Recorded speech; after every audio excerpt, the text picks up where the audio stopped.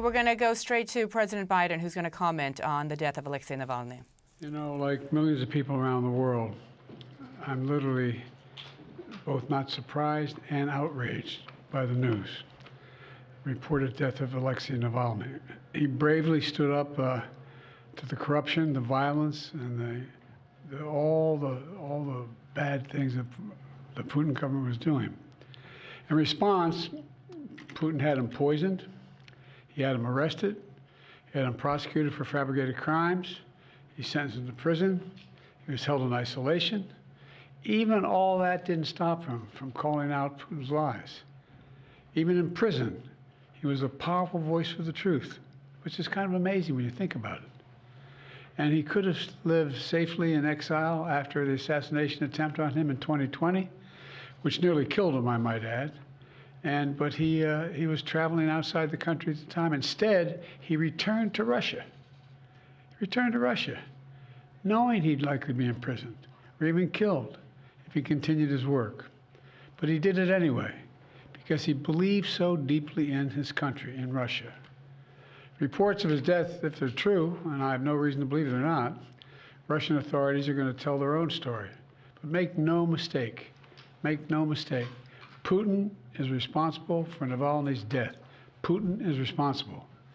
What has happened to Navalny is yet more proof of Putin's brutality. No one should be fooled, not in Russia, not at home, not anywhere in the world.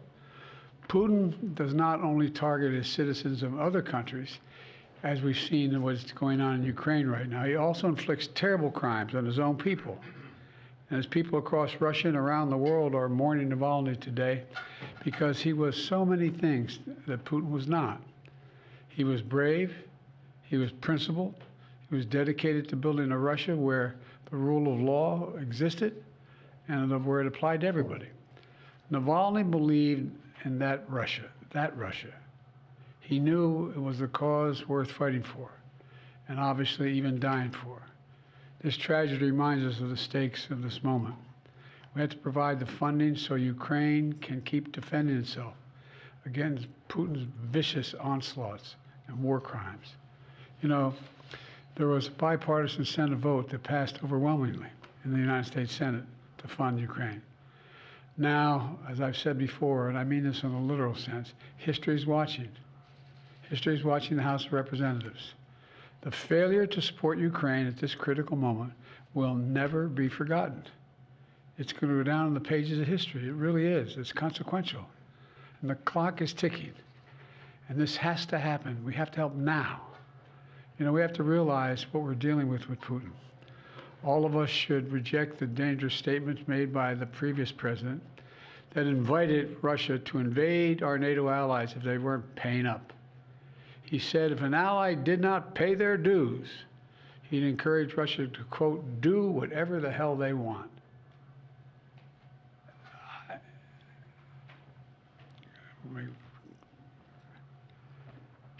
I guess I should clear my mind here a little bit and not say what I'm really thinking, but let me be clear. This is an outrageous thing for a president to say. I can't fathom from Truman on, they're rolling over in their graves hearing this. As long as I'm president, America stands by our sacred commitment to our NATO allies, as they have stood by their commitments to us repeatedly. Putin and the whole world should know, if any adversary were to attack us, our NATO allies would back us. And if Putin were to attack a NATO ally, the United States will defend every inch of NATO territory. Now's the time for even greater unity among our NATO allies, to stand up to the threat that Putin's Russia poses. You know, I send my deepest condolences to Alexei's staff and supporters. We're going to continue his work despite this loss, despite all of Putin's desperate attempts to stamp out the opposition, and most of all to his family, especially to his wife, his daughter, and his son, who've already sacrificed so much for their family and a shared dream for a better future for Russia. So I just want to say God bless Alexei Navalny. His courage will not be forgotten, and I'm sure it will not be the only courage we see coming out of Russia in the near term. Thank you. I'll be happy to take a couple questions. Sir, first, was this an assassination? The answer is we don't know exactly what happened, but there is no doubt that the death of Navalny was a consequence of something that Putin and his thugs did. And to be clear, you warned Vladimir Putin when you were in Geneva of devastating consequences if Navalny died in Russian custody. What consequences should he and Russia face? That was 3 years ago. In the meantime, they faced a hell of a lot of consequences. They've lost and/or had wounded over 350,000 Russian soldiers. They've made them in a position where they've been subjected to great sanctions across the board, and we're contemplating what else could be done. But what we were talking about at the time, there were no actions being taken against Russia. And look, all that's transpired since then. Can you say whether you're looking at increasing sanctions on Russia right now? We're looking at a whole number of options. That's all I'll say right now. Is there anything you can do to get ammunition to the Ukrainians without a supplemental from Congress? No, but it's about time they step up, don't you think? Instead of going on a 2-week vacation. 2 weeks. They're walking away. 2 weeks. What are they thinking? My God, this is bizarre. And it's just reinforcing all the concern and almost, I won't say panic, but real concern about the United States being a reliable ally. This is outrageous. Are you more confident now that you'll get the Ukraine aid, given what's happened today? Well, I hope to God it helps. But I mean, the idea we need anything more to get the Ukraine aid. I mean, this is in light of a former president's statement that saying Russia, if they haven't paid their dues to us, go get them.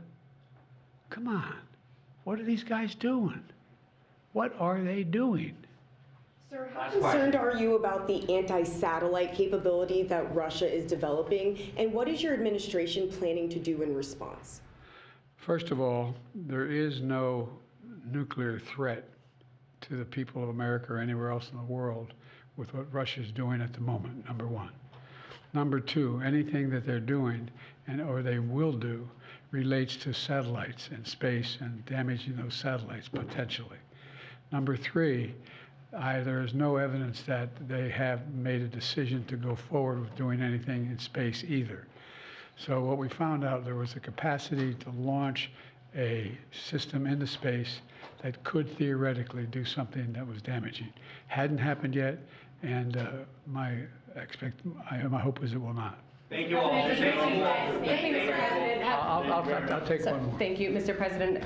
Switching gears for a moment, have the Israelis presented a credible evacuation plan for the nearly 1.5 million displaced Palestinians sheltering in Rafah? And what would the consequences be for Israel if they move ahead with a full-scale ground invasion without clear measures to protect civilians there? Well, first of all, I've had extensive conversations with the Prime Minister of Israel over the last several days, almost an hour each. And I've made the case, and I feel very strongly about it, that there has to be a temporary ceasefire to get the prisoners out, to get the hostages out. And that is underway.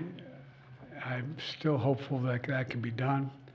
And in the meantime, I don't anticipate, I'm hoping that the Israelis will not make any massive land invasion in the meantime. So it's my expectation that's not going to happen. There has to be a ceasefire temporarily to get those hostages. By the way, we're in a situation where there are American hostages. American citizens are being held hostage. It's not just Israelis, it's American hostages as well. And, my hope and expectation is that we'll get this hostage deal, we'll bring the Americans home, and the deal is being negotiated now, and we're going to see where it takes us. An FBI informant at the center of the impeachment inquiry into you has been indicted for allegedly lying. Your reaction to that, and should the inquiry be dropped? He is lying, and it should be dropped, and it's just been an outrageous effort from the beginning. We did. No, I'm serious. Running for party and reacting to Joe Manchin not running. See you in Ohio.